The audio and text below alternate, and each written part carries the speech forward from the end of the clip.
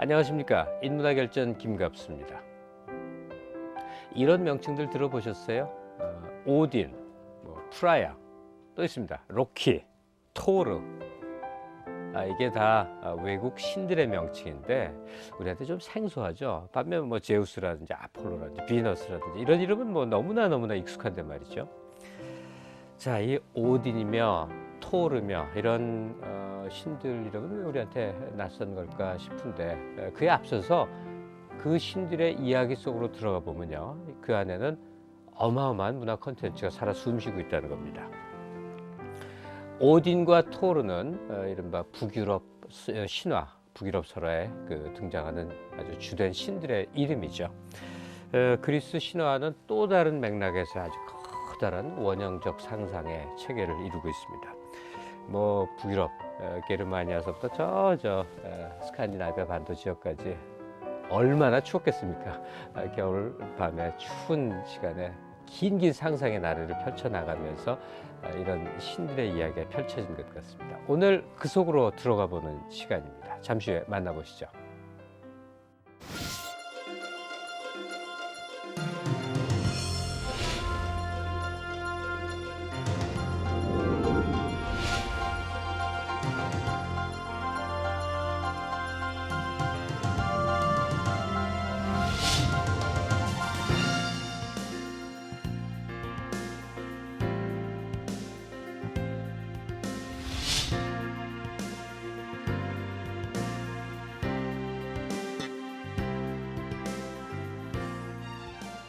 네, 아직은 우리에게 좀 낯설다고도 할 수 있는데 참 매력적인 게 북유럽 신화라는 것이죠. 자, 그쪽 분야 전문가이시고요. 입문서 저술가이신 안인희 선생 오늘 모시겠습니다. 선생님 안녕하세요. 안녕하세요. 네, 제가 그냥 많이 쓰듯이 오늘 북유럽 신화에 대해서 이야기를 합니다. 이렇게 얘기하는데, 우리가 북유럽 신화라고 지칭할 때는 정확히 무엇을 말하는 건가요? 그리스 로마 쪽 영향을 받기 이전에 네, 그 북쪽 유럽을 기반으로 살고 있던 게르만 사람들의 신화입니다. 게르만족의 신화다. 네, 게르만 종족의 신화지요. 예, 그리스 로마 신화하고 좀 비슷한 부분이 있는데요. 그건 뒷날 정리할 때 그런 부분이 좀 생겨난 것 같고, 원래는 좀 전혀 다른 성격의 신화로 봅니다. 네. 네. 아무래도 이해 편의를 위해서는 자꾸 이제 그리스 로마 신화하고 대비해 가면서 네. 설명을 해 주시면 좀 네. 잘 파악이 될 것 같아요. 네. 가장 먼저 이런 생각이 드는 거죠. 그리스 로마 신화는 체계적인 공부를 했든 안 했든 저 운동화서부터 옷까지 네. 다 네. 그 이름들이 등장하니까 익숙하단 말이에요. 네. 어떤 구체적인 차이점이 있습니까? 북유럽 신화와 그리스 로마 신화하고요. 다신교하고 남신들 여신들이 다 등장한다는 점에서는 비슷한 것 같아요. 예, 그런데 가장 큰 차이는 제가 봤을 때는 그리스 로마 신화 쪽에서는 그 종말론이 안 나타나는데, 네. 북유럽 신화는 종말론이 확실하게 나타나죠. 이 세상이 끝나는 끝나는 이야기가 이야기가 나타나죠. 그 이제 시간적 차이가 조금 있습니다. 그러니까 그리스 로마 신화는, 특히 그리스 신화는 그 호메로스를 그 출전으로 삼고 있기 때문에 호메로스가 문자로 된 게 한 기원전 8세기 정도로 보거든요. 예, 기독교가 시작되기보다 훨씬 전이죠. 800년 전이죠. 2800년 전이네요. 네, 예, 그렇게 되는데 이 북유럽 신화는 그 문자로 정착되는 게 한 800년에서 1200년 정도 되기 때문에 기독교가 상당히 이미 유럽 지역에 자리 잡은 다음에 정리가 됩니다. 그러니까 기원 후 기독교가 아주 번성을 해서 시기가 다 예. 흘러간 이후네요. 그러니까 영향이 그 문자로 만든 사람들의 종교가 이미 기독교로 바뀌어 있었고, 네, 그래서 영향이 좀 많이 들어있죠. 그러니까 그리스 신화는 좀 순수한 신화, 순수한 모습 그대로 문자로 만들어졌다면, 이 북유럽 신화는 좀 기독교의 색채를 많이 받은, 그리고 또 이미 들어와 있던 그리스 신화의 영향도 일부는 좀 받은 걸로 지금 보입니다. 예. 다른 신의 존재라는 건 이게 용납이 안 되는 거 아니겠습니까? 네, 네. 그러면 근사하게 묘사할 리가 없겠군요. 예. 그리고 죽는 존재로 되는 것도 아마 그것 때문이 아닐까. 그래서 끝장을 내야만 다 그 그렇게 신들이 되죠. 죽어버려야 기독교의 이제 신이 들어가서 확실하게 자리를 잡을 수 있으니까 네. 그 문자로 정착된 그 시기는 굉장히 중요한 특징이 되는 것 같아요.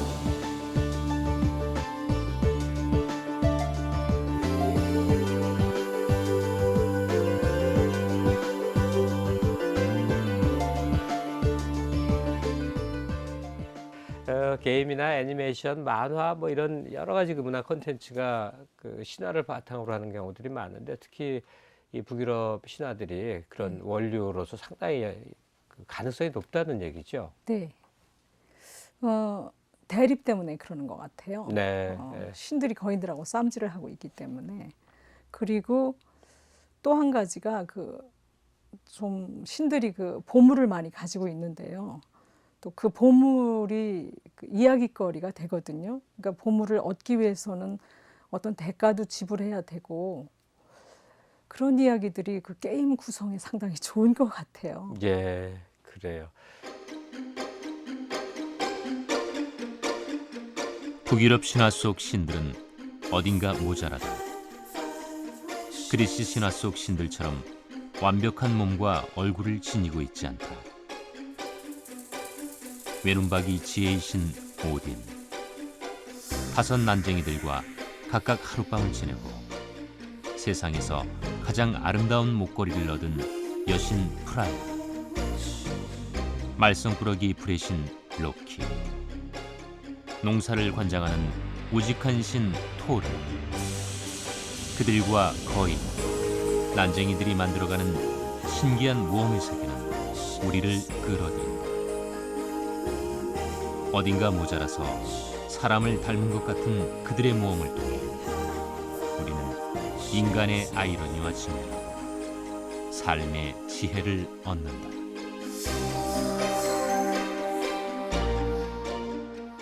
네, 신화를 얘기하기 위해서는 이제 거의 공통적으로 세계 어디 신화나 이제 태초의 비인 상태에서 뭔가 출발을 하지 않습니까? 그래서 네. 세계가 창조되는 그런 네. 얘기. 북유럽 신화에도 당연히 태초의 세상을 이제 보여주는 거겠죠. 네. 추위하고 더위가 만나게 되는데요. 그게 재밌죠? 얼마나 추웠으면 맨 먼저 그러니까 세계가 생기기 이전에 있었던 게 북쪽의 추위와 남쪽의 더위입니다. 우리 동양 신화들은 되게 땅과 하늘, 네. 대지와 하늘 이런 관계인데 거기는 추위와 더위군요. 네. 특이하죠. 근데 예. 가운데에 그러니까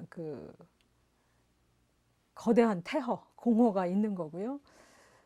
근데 이제 이게 추위는 어둠을 나타내고 네. 더위가 빛을 나타내기 때문에 북쪽이 이제 추위고 남쪽이 더위고 가운데가 비어 있는데 여기서 점점 힘이 퍼져나가다가 가운데서 만나가지고요. 거기서 더위와 추위가 만나니까 얼음 덩어리가 생겼다가 예. 얼음이 녹으면서 그게 물이 되고 예. 그 물에서 생명이 나오는 걸로 되어 있어요. 그건 현대 과학이 입증하는 얘기 아닙니까? 어느 정도 물에서 비슷하죠? 예, 생명체가 태어나서 진화했다는 그 네. 얘기가? 그래서 옛날 사람들 상상력 무시하면 안 될 것 같아요.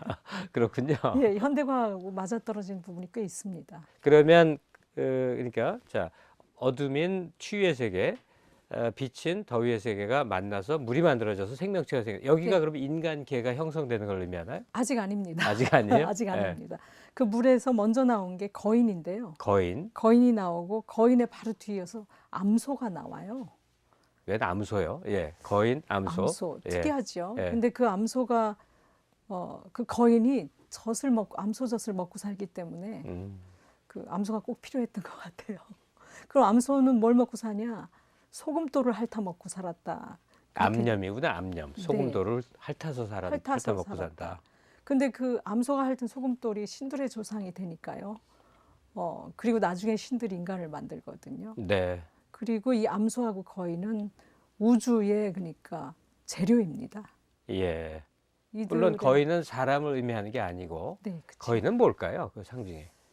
그러니까 제가 생각할 때는 그게 일단 거인의 몸으로 땅도 만들고 두개골로 하늘도 만들기 때문에 그 원재료라고 보고 있는 거거든요. 이 세상을 구성하는 자료들, 그러니까 재료다. 자연이군요, 말하자면. 네, 거인은 자연입니다. 대자연의 여러 가지 예. 힘들. 그때야 뭐 그 상상을 펼친 인간들에게 자연이란 얼마나 무시무시하고 인간에게 최대 난제들 아니었겠습니까? 네. 예, 그 특히 이제 거인으로서의 통제 안 되는 힘이니까요. 그렇죠. 예. 예. 그걸 거인으로 받아들였던 것 같아요. 그리고 이제 인간이 만들어져서 인간이 형성돼서 인간 세계, 소위 인간계가 이루어지는 그 과정을 쭉 얘기를 해주시면요. 거인을 나중에 그 암소가 핥은 소금돌에서 나온 후손들이 그 남자가 하나 만들어지는데 그 남자의 후손들이 나중에 이제 신들이 되는데요. 네. 그 신들이 거인을 죽여요. 아, 거인- 신들이 거인을 죽이는군요. 예, 거인을 죽여요. 그 거인을 죽이니까 거인의 몸에서 엄청난 피가 흘러나왔는데 그게 바다가 되죠. 그러면서 암소는 빠져 죽어버리고 그 거인의 몸으로 땅을 만드는 겁니다. 네. 그리고 이제 그 단단한 부분, 그러니까 뼈나 이런 건 산이나 이런 돌이 되고요. 이빨도 그렇고 나중에 두개골을 하늘에다 씌워가지고 이제 위에다 씌워서 하늘이 되고요. 네. 그렇게 만들어지고 인간은 처음에는 거기 처음 창조 설화에는 안 나오고 아예 인간은 존재하지 않는 신들의 세계군요. 네, 그러니까 신들이 거인을 때려 눕히니까 그 거인의 신체가 이 세상을 이뤄요. 네, 그러면 이제 신들의 세계 얘기가 또 막 나오겠군요. 네, 인간은 그러니까 신들이 만들긴 만드는데 예, 예. 좀 따로 떨어져서 만드는 걸로 되어 있죠. 그래서 처음 북유럽 신화가 지금 에다라는 책에서 나오는 걸로 보면 에다. 네, 신들의 세계와 그다음에 영웅들의 세계로 갈라집니다. 네. 그 지금 제가 이제 여기서 얘기하고 있는 것은 신들의 세계 부분이죠. 예. 자, 그러면 이제 신들이 뭐 우리 그리스 로마 신화에 그야말로 인간의 감성을 지니고 뭐 사랑하고 형벌을 주고 별일이 다 있지 않습니까? 네, 네. 이 북유럽 신화의 신들의 세계의 특징은 어떻게 전개되는 겁니까? 그렇게 감수성이 있고 우리 인간적인 감정이 그렇게 많다고는 말하기가 조금 어려운 것 같아요. 네. 또 없다고도 할 수가 없고요. 그러니까 인간적인 감정이 많이 있긴 있는데 거친 자연과 같은 통제도 잘 안 되고 감수성이니까 섬세하다기보다 거친 형태의 감정들이 있는 것 같습니다. 그리고 확실한 건 뭐 인과응보라든지 계약이라든지 약속 같은 건 분명하게 나타나고 있고요. 네. 그래서 인간적이면서도 좀 약간 인간의 힘을 넘어서는 어떤 거대한 힘들이 느껴지죠. 네. 감성적이라기보다. 그게 전체적인 인상인데 아무래도 이제 개별 신들 중에 중요한 존재들 하나는 알아야 될 것 같아요. 네. 근데 무엇보다 이제 오딘이라는 존재가 네, 사실 이건 노래나 음악에도 많이 등장하더군요. 특히 그 헤비메탈 가운데서 오딘을 소재로 하는 그 이제 이 스칸디나비아 계통 뮤지션들 그런 걸 많이 봤는데 아마 그들에게는 그게 굉장히 강력하게 인상적인 존재였던 모양이에요. 네. 예, 오딘서부터 얘기를 펼쳐나가면 어떨까요? 네. 오딘이 좀 복잡한 성격인데요. 최고 신으로 세계를 만든 신이고요. 예. 그러니까 우주를 만든 신. 제우스군요. 네, 근데 제우스보다 좀 많이 떨어지죠. 성격이. 아, 그런가요? 네. 질서를 부여했다는 점에서는 제우스하고 비슷한데요. 만들었고 그리고는 이제 지혜의 신이고 또 전쟁의 신이고 시인들의 신입니다. 그러니까 조합하기 좀 어려운 언뜻 빨리 생각되지 않는 조합들이 붙어 있죠. 네. 우선 한편으로는 그 프라야 여신이라는 그 여신한테서 마법을 배운 걸로 나와요. 네. 그리고 또 한 가지는 지혜의 샘을 찾아가서 한쪽 눈을 받치고 지혜의 샘물을 마셔서 역시 지혜를 얻는다. 이렇게 되어 있어서 그러니까 오딘이 외눈박이가 되는 거군요. 네, 왼쪽 예. 눈이 없습니다. 예. 그러니까 언뜻 생각하기만 해도 지혜의 신이 한눈이면 얼마나 세상을 편향되게 바라볼까 걱정이 되죠. 그래서 그것도 상당히 논란이 많지만 그러나 이 왼쪽 눈은 지혜의 산 바닥에 놓여요.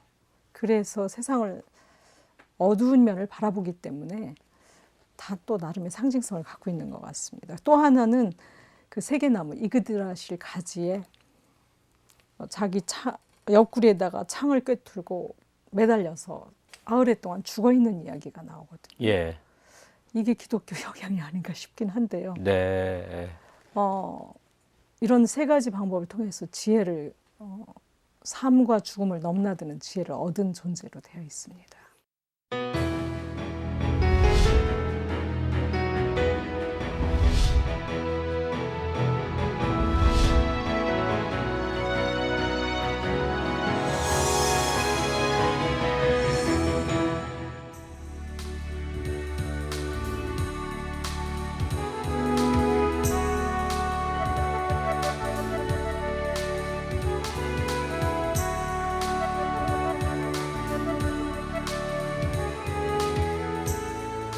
지혜의 신인데 외눈박이라니 참 아이러니하죠, 안인희 선생.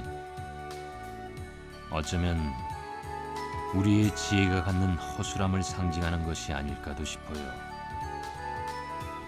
미미르의 셈에서 지혜를 아무리 얻어도 난 결국 한눈으로 상대를 바라볼 수밖에 없는 운명이죠.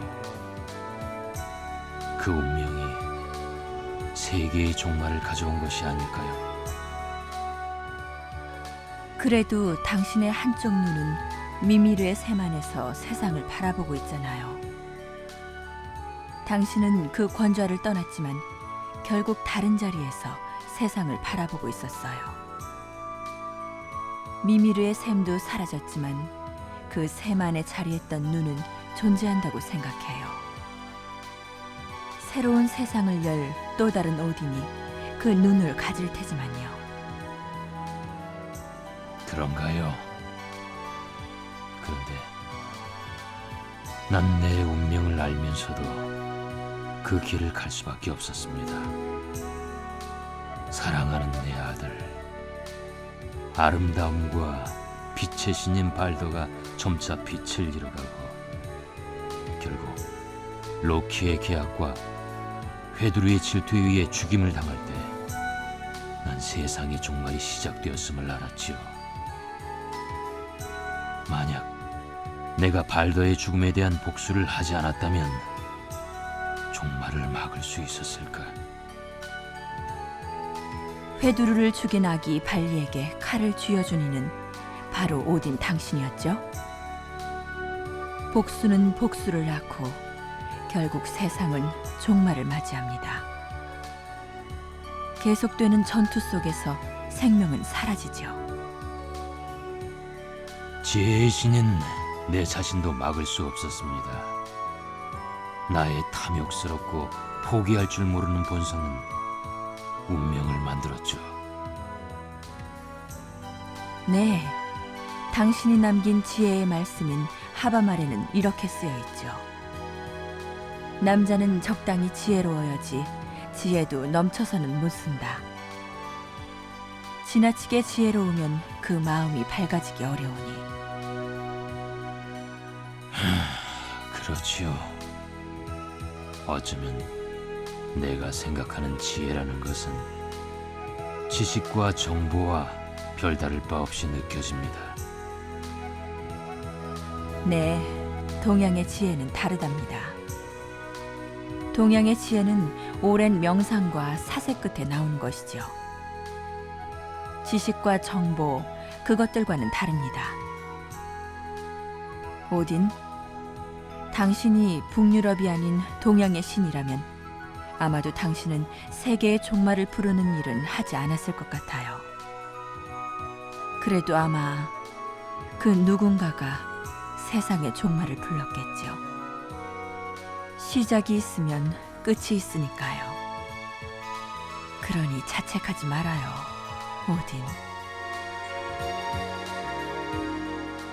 네, 안인 선생과 오딘이 대화를 나누는 장면 같이 보셨습니다.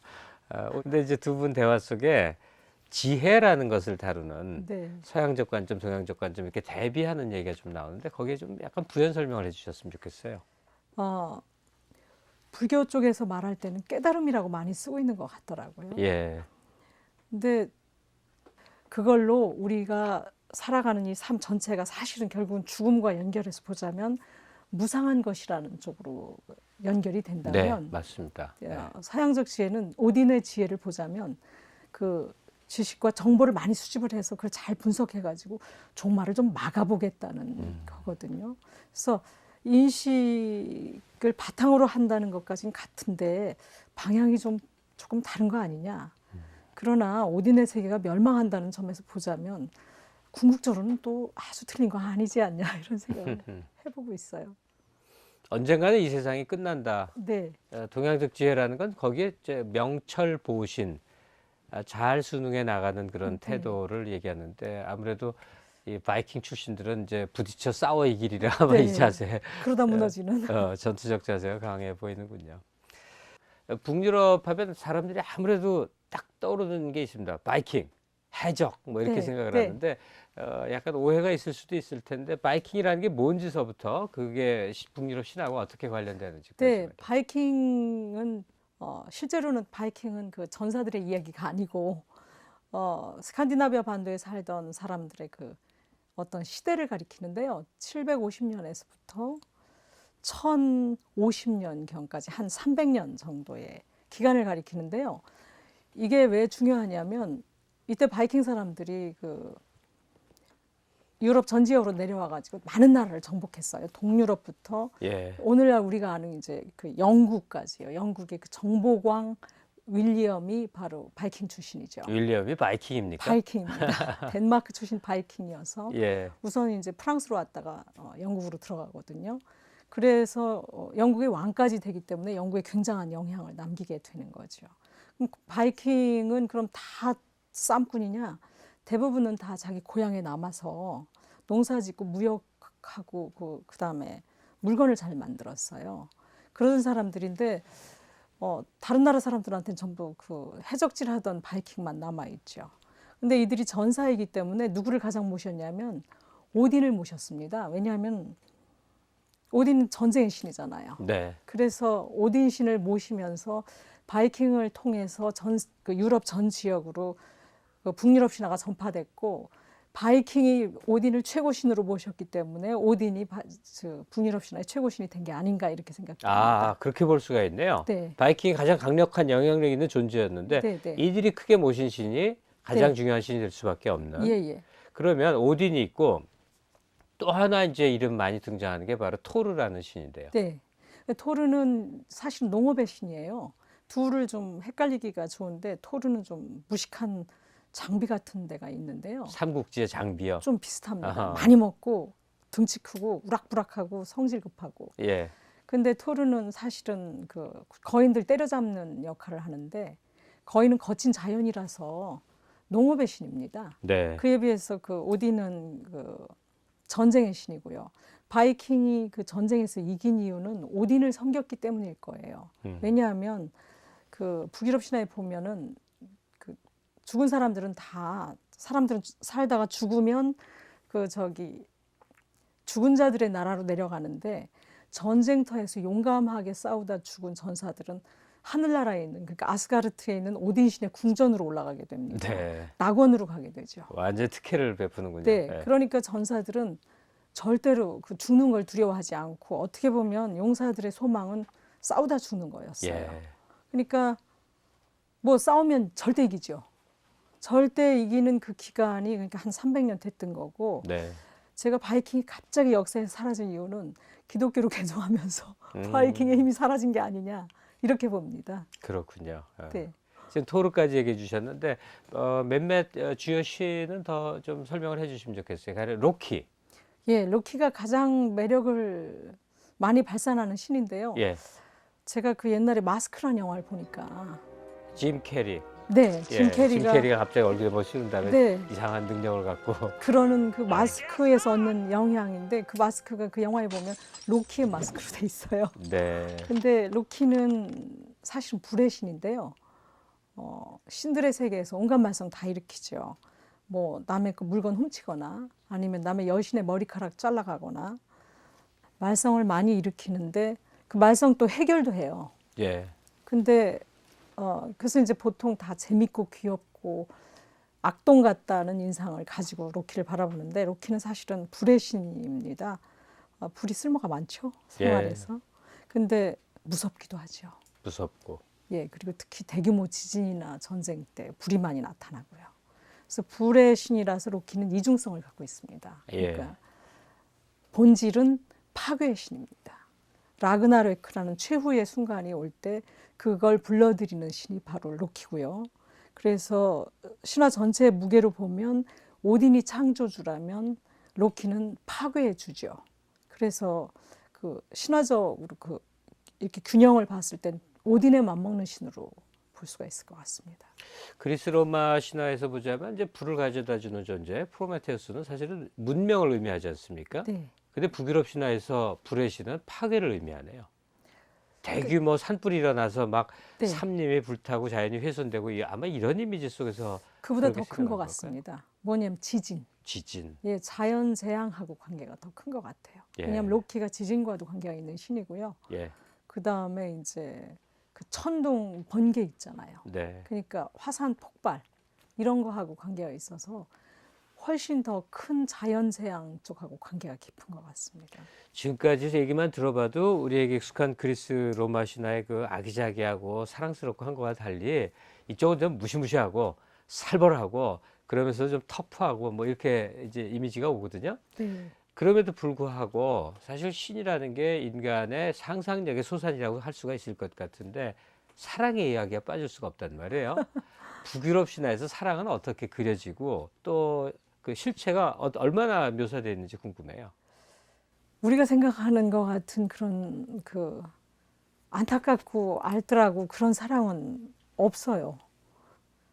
제 생각에는 우리가 오늘날 좀 사랑을 지나치게 미화시킨 것 같은데요. 오늘날 우리가 생각하는 사랑은 19세기 낭만주의 이후에 나온 걸로 지금. 뭐 근대 발명품이다까지 얘기를 하죠. 네, 지금의 그 이전에는 왕성한 사랑의 감정이라는 게. 네, 그래서 맨 먼저 중요한 여신이 아까 말씀드린 그 프라야인데요. 네. 프라야는 사랑의 여신입니다. 근데 전혀 그 아프로디테 같이 이쁜 맛이 조금은 있지만 아주 많지는 않고요. 왜냐하면 마법의 여신이고 황금의 여신이에요.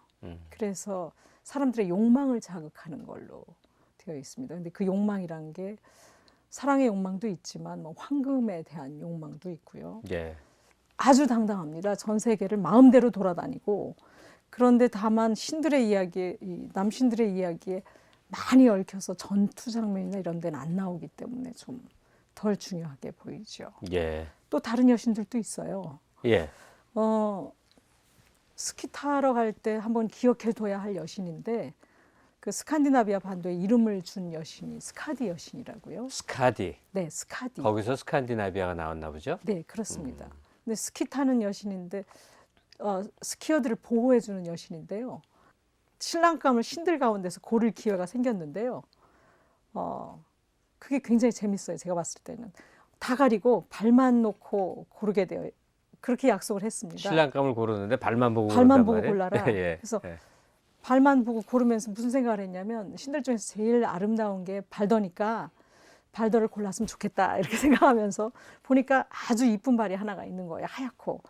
아, 발더는 전부 아름다우니까 분명히 이게 발더일 거야. 그리고 딱 골랐는데 보니까 제일 늙은 신, 바다의 신 요르트를 골랐어요. 예. 얼마나 화가 나겠어요. 그런데 더 나쁜 건 바다 신은 바닷가에 살고 싶고 이 스카디는 산악거인 출신이라서 산악지대에서 살고 싶어요. 둘이 운 나쁘게 결혼한 게 된 거죠. 양쪽에 양보가 안 되니까 할 수 없이 타협을 봐서 아흘 동안은 바닷가에 살고 아흘 네. 동안은 산에서 살자 이렇게 약속을 했습니다. 근데 바닷가에 사는 아흘 동안은 스카디가 잠을 못 자요. 파도 소리하고 갈매기 소리가 시끄러워서 잠을 잘 수가 없고 예. 산으로 올라와서 같이 사는 동안에는 이번에는 바다의 신이 잠을 못 잡니다. 밤마다 우러제끼는 늑대 소리가 끔찍해서. 그래서 아무리 애를 써도 둘이 같이 살 수가 없다 그래서 이혼하거든요. 저 그거 결혼의 실상과 비슷하다고 생각하는데요. 우리가 열심히 보고 골라도 결국 발만 보고 고른 거 아니냐. 아.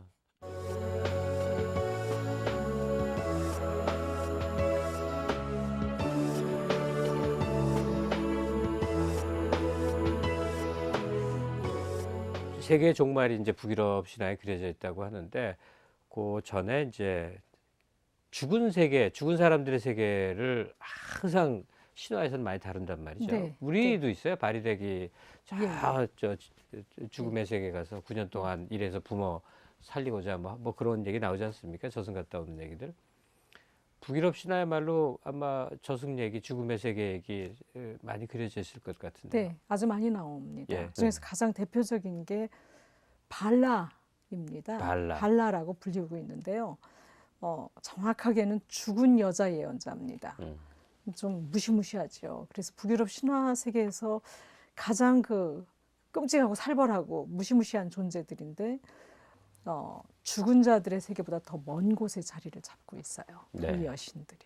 그리고 죽어 있어서 무심합니다.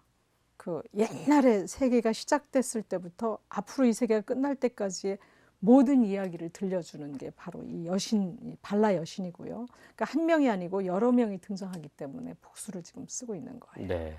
근데 그러니까 라그나로크 이야기나 이런 것도 신화에 직접 등장하는 게 아니라 여신의 예언 형태로 우리가 읽을 수가 라그나로크라고 하면 이제 죽음 이후에 신들의 종말, 종말. 예. 신들의 종말에 관한 게 그 발라 여신의 입을 통해서 그려지죠. 앞으로 예. 이런 일이 일어날 거다. 일어난다. 이런 식으로.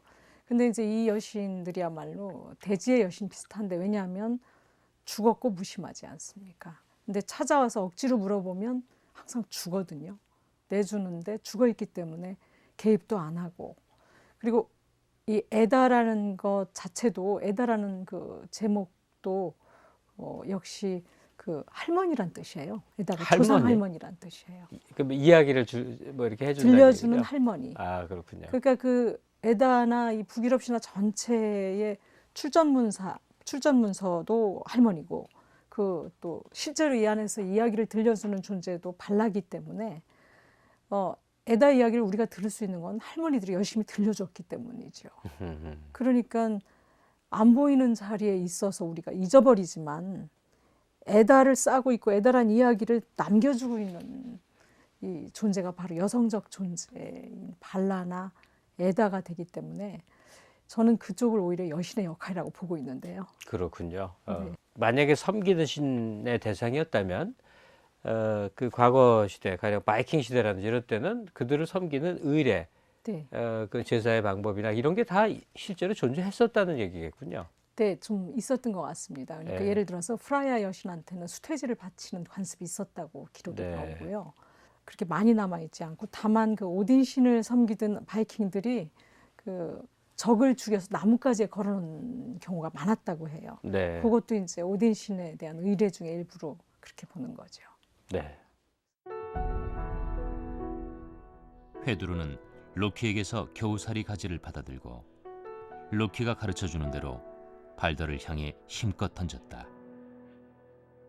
그러자 이 여린 겨우살이 가지는 공중으로 날아가더니 발더의 목덜미 깊이 파고들었다. 발더는 곧바로 바닥으로 쓰러져 죽었다. 모든 신들이 슬퍼했지만 그래도 아버지 오딘의 슬픔이 가장 컸다. 특히 그는 발더의 죽음이 아재 신들에게 어떤 손실과 몰락을 초래할지 그 누구보다도 잘 알고 있었기에 더욱 가슴이 무너져 내렸다. 발더의 죽음은 신들의 최후인 라그나로크가 가까이 다가오고 있음을 알리는 징조였다. 오딘으로서는 아들만 잃은 것이 아니라 자기가 만든 세계 전체를 잃을 판이었다. 용어를 기억하는 게 어떤 대상을 아는데 상당히 중요하지 않습니까? 네. 라그나로크라는 말이 아까도 잠깐 나오고 그러는데 그게 구체적으로 이제 이 북유럽 신화의 종말론과 어떤 연관이 있는 얘기인지 아주 좀 잘 설명을 좀 해주세요. 신들과 그 괴물 거인들이 붙어서 맞붙어 싸우는 최후의 전쟁을 가리키는 최후의 말인데요. 전쟁이군요. 네, 근데 이제 그게 결국은 세계의 종말이고 신들의 종말이기 때문에 독일어로 옮길 때는 보통 신들의 황혼이라고 옮겼어요. 네. 그리고 바그너의 악극 제목이기도 하고요. 네, 니벨룽의 반지 4부작 네. 제목이 신들의 황혼이죠. 예. 그런데 종말이 끝이 아니고 사실은 새로운 탄생의 준비 과정일 수도 있지 않습니까? 네, 여기서 함축하는 게 어떻습니까? 질서 개편을 의미한다든가 그런 배경을 알 수가 있습니까? 네, 네. 라그나로크가 끝나고 그러니까 신과 거인들과 세계가 다 없어지고 나서 시간이 한참 흐른 다음에 새로운 땅이 솟아나고 새로운 세계가 시작된다 이렇게 신화에 이미 나오고 있거든요. 네. 크게 보자면 현대 우주론하고도 비슷하죠. 우주가 지금 과학자들 생각으로는 한번 생겨났다가 사라지는 걸로 그 다음에 다시 생겨나는 걸로 보지 않습니다. 예. 그런 면에서 이 라그나로크가 이제 시작했던 한 우주가 종말로 끝나는 걸 이제 보여주고 그 다음에 새로운 시작을 내포하고 있기 때문에요. 비슷한, 그러니까 우주의 종말, 새로운 시작 이렇게 이해하는 게 가장 좋다고 저는 생각을 하고 있어요. 라그나레크라는 종말 그리고 새로운 탄생 이 과정에서 우리가 아주 인상적으로 이제 그 기억할 게 절대 반지 아닙니까? 네. 아마 이 영화화가 되지 않았으면 톨킨의 반지 제왕을 그렇게 많은 분들이 사실 읽은 것도 아니고 절대 반지가 뭐였지 할 수도 있는데 지금은 완전 보편적인 상식이 네. 됐거든요. 네. 이제 전문가로서 네. 그저 영화를 본 수준의 사람에게 그게 네. 사실은 이런저런 상상과 함축과 내용을 갖고 있는 것이 좀 설명을 해 주시죠. 네. 반지는 쓰이지 못하는 게 반지입니다. 절대 반지는요. 그러니까 톨킨의 소설이나 영화에서도 마찬가지고 바그너의 니벨룽의 반지도 마찬가지고 심지어는 북유럽 그 신화의 원래 이야기 지구르트 반지 이야기도 마찬가지인데요. 절대적 힘을 갖고 있다고 다들 믿고 있지만 원래 주인의 손을 떠나면서부터는 쓰이지를 못하죠. 그 반지의 제왕 영화에서는 그런 걸 보기가 좀 어렵지만 예. 그 바그너나 이 북유럽 신화에서 보면 그게 원래 주인이 난쟁이입니다. 예. 난쟁이에서 신들한테 갔다가 신들한테서 거인들한테 갔다가 거인이 용으로 바뀌면서 용이 됐다가 다시 이게 영웅 지구르트의 손으로 넘어갔다가 지구르트하고 브리닐트가 죽으면서 반지가 같이 사라져요. 그러니까 앞에 이야기에서는. 근데 지구르트랑 인연을 맺었던 어떤 여자 때문에 그 여자의 운명을 통해서 인간 종족들이 계속 멸망하죠. 예. 그런 이야기로 갖고 있습니다. 그래서 목적은 반지를 파괴하는 거 아닙니까? 예. 예.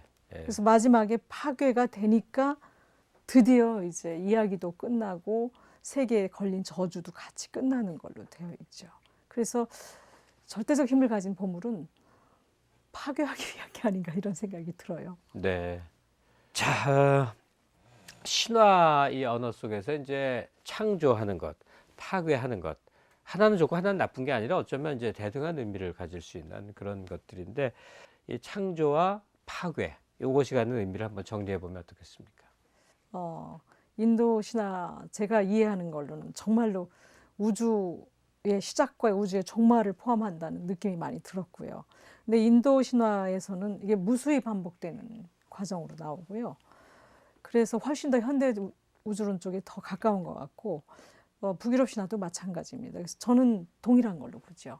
예. 창조와 종말 자체가 파괴가 있어야 조금 있다가 다시 새로운 게 시작되니까요. 동일한 걸로 봅니다. 그래서 로키 신의 힘이 오딘 신과 맞먹는 그런 신이다. 꼭 부정적인 게 아니다. 이렇게 보는 이유죠. 우리도 죽어야 후손들이 살 자리가 생기는 거 아닙니까? 그럼요. 만약에 영원히 산다면 큰일이죠. 이 세계는 정말 큰일 나는 거죠. 네. 예. 뭐 그리스 로마 신화가 세계적인 그야말로 각광과 인기를 받는 건 사실인데 왜냐면 거기 속한 나라들이 이제 주요 국가라고 우리가 일컫고 그러니까 그런데 이게 너무 편식하는 거 아니냐 이 말씀을 하셨는데 안 선생님 경우도 북유럽 신화 전공자로서 같은 생각이 드실 것 같아요. 좀 얘기를 해주시면 어떻겠습니까? 너무 편식하는 게 좋지 않다는 생각 당연히 하죠. 그런데 그러면서 저는 그 유럽학을 공부한 사람이라 그런지 그리스 신화에 대해서는 좀 특별한 가치를 두고 있어요. 예. 왜냐하면 신화라는 걸 따로 띄어서 봤을 때는 다른 신화나 대등한 가치를 갖겠지만 이 그리스 신화는 사실은 거기서 멈추는 게 아니고 그 유럽인들의 정신적 그 뿌리가 되는 그리스 철학과 문학에서 전부 이용이 되고 있다는 거죠. 예. 그 이용된 것이 다시 이제 유럽 각 나라에서 다시 자기들의 문화적인 문학 작품이나 각종 문화 상품에서 계속 쓰고 온 거라서 서양 정신 세계로 들어가려고 할 때 그리스 신화를 모른다 그러면은 좀 신화 얘기가 아니라 그냥 철학이나 문학이나 다른 어떤 분야로도 접근이 어렵지 않냐. 예. 그래서 이것은 그냥 신화 문제가 아니다 이렇게 보는 거고요. 북유럽 신화는 이제 그런 면에서 보자면 신화로서는 대등할 수 있겠지만 문화 콘텐츠나 이런 측면에서 보자면 그리스 신화에 비견할 만한 사이즈는 아니라고 생각을 하고 있어요. 예. 그런데 게르만 성신세계로 들어가려고 할 때는 오늘날 독일이라든지 북유럽 쪽이요. 이쪽으로 들어가려고 할 때는 역시 어느 정도는 필수성을 갖고 있다 이렇게 봅니다. 그리고 이제 최대 문화적인 예술 작품은 그러니까 바그너죠. 예. 가장 중요한 예술 작품은 바그너고, 바그너는 뭐 문학적으로도 그렇고 현대 음악 쪽에 굉장히 중요한 음악가가 아닙니까? 굉장히 중요한데요. 예. 듣고자 하면 이를 악물어야 됩니다.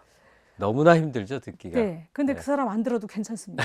예를 들어서 우리가 CF 음악이라든지 네. 또 영화에서 사용되는 방식을 보면 아이디어 자체가 예. 바그너에서 나왔겠구나 이렇게 제가 짐작되는 부분이 너무나 많기 때문에 바그너를 꼭 이해하지 않아도 현대 음악의 쓰임새에는 너무나 많은 영향을 줬다고 그럼요. 예. 보는 영화 거고요. 같은 데서 헬리콥터가 막 폭격을 가하는데 발키리의 기행이라고 음악이 쫙 깔리면 굉장히 충격적이죠. 근데 네. 바그너 음악이 강렬하고 많은 걸 얘기하죠. 북유럽 신화는 그 어떤 서양 정신 전체에 포함되는 그 보편성이라는 측면에서는 다소 취약한 면이 있으나 적어도 문화 영역에서 그리고 유럽의 정신사의 한 축으로서는 역시 역시 분명히 알아야 될 그런 네. 대상이 된다. 네.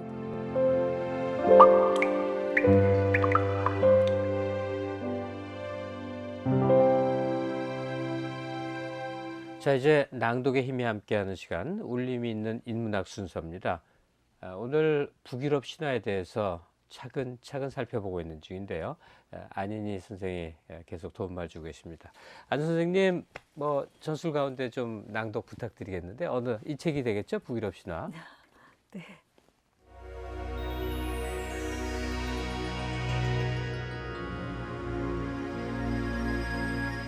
북유럽 신화가 비록 아이러니로 가득 찬 것이라 해도 게임과 영화보다는 훨씬 더 진지한 장르다. 북유럽 신화는 진지한 문학 작품이라는 그릇에 담긴 것으로 오늘날 이른바 콘텐츠라 불리는 것들의 중요한 원천 중 하나이기 때문이다. 인류 공통의 근원적 사유 형식인 원형들을 여기서 만날 수 있고 수많은 문학 작품의 기본 골격과 주제를 이루는 모티프들도 여기서 만날 수 있다. 쓰임새가 있거나 혹은 있지 않거나 신화는 그 자체로 의미를 지니지 않을까 싶은데요. 어떻습니까? 일단 한 번도 북유럽 신화를 접하지 않은 분들이 많습니다. 읽어볼 기회가 없었던 거죠. 읽고 난 다음에 우리가 좋은 문학 작품을 읽었을 때 자신의 생각과 감성에 어떤 충격이 전달되어 오지 않습니까? 그런 그 감동의 측면에서는 어떻게 됩니까? 신화의 사이즈라는 게 이제 지금 몇 번 말씀드린 것 같은데 그 우주론적인 측면을 좀 품고 있거든요. 네. 그런데 그렇게 들어가서 보면 나의 존재가 작아지죠. 아, 나의 존재가 많이 작아지죠. 그리고 우리가 이제 그 종교라든지 우리가 지금 매일매일의 생활에서 너무나 중요하게 생각하는 것들에 대해서 좀 거리를 두고 볼 수 있는 어떤 면이 있는 것 같아요. 근데 그렇게 거기까지 보려면 한꺼번에 왕창 읽어야 되는데 조금 양이 많아서 잘 모르겠습니다. 젊은 사람들은 뭐 재밌으면 다 좋아하고 어른들은 재미라고 그러면 별로 안 좋아하시는 것 같더라고요. 진지하셔서. 네. 쓰임새가 뭐냐 그러시는데 쓰임새는 재미로 들어가면 그렇게 많지는 않다고 보죠. 네. 울림은 저는 있어요. 울림. 네. 예. 뭐 이런 대상물을 꼭 쓰임새로만 볼 일은 아닙니다만 지금 안 선생님이 강조하는 거는 구체적인 효용과 쓰임새도 있고 또 우리 이 생각과 이것들을 풍요롭게 특히 인간의 크기가 얼마나 작은지를 재확인하는 그런 과정으로서의 북유럽 신화 읽기 아마도 흥미있는 기회가 될 수 있을 것 같습니다. 오늘 말씀 감사드리고요. 앞으로도 계속 좋은 저술 부탁드리겠습니다. 고맙습니다.